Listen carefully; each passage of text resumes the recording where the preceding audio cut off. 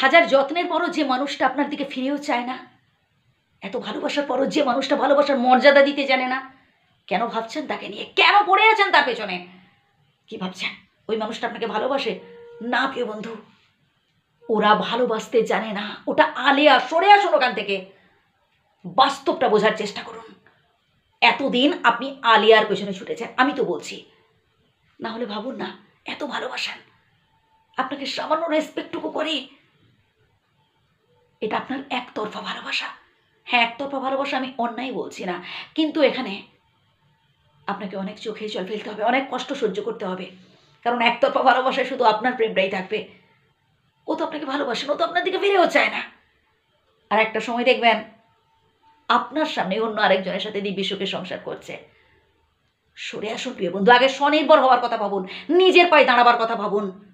যখন পকেটে টাকা থাকবে না, কত বন্ধু বান্ধব চারপাশে ঘুরঘুর করবে, কত প্রেমিক প্রেমিকা চারপাশে ঘুরঘুর করবে।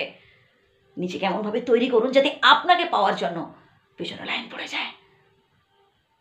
কেন চোখের জল ফেলছেন? কেন রাতের পর রাত চোখের জল ফেলছেন? কেন কাঁদছেন? আপনাকে ঠকিয়েছে, আপনাকে ছেড়ে চলে গেছে, ভুলে যান। আগে স্বনির্ভর হওয়ার কথা ভাবুন, জীবনে সফল হয়ে দেখান। তবেই দেখবেন একটা সময় না ওই মানুষটাই কাঁদবে আপনার জন্য। আজ যে আপনাকে ঠকিয়ে গেছে, সেই মানুষটাকে একটা সময় কাঁদতে হবে, এটা ভেবে যে আপনার মতো একজন ভালো মানুষকে ঠকিয়ে ও ভুল করেছে। আর এর জন্য নিজেকে তৈরি করতে হবে, নিজেকে সেভাবে সামনের দিকে এগিয়ে নিয়ে যাওয়ার চেষ্টা করুন।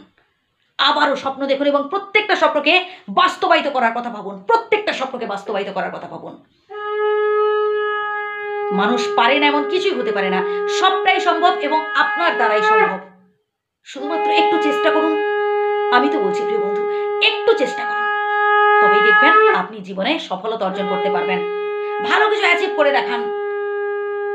ভাই, একজন মানুষকে আপনি ভালোবেসেছিলেন, সে আপনাকে ঠকিয়েছে, সবকিছু ছাড়কার হয়ে যেতে পারে? মোটেই নয়।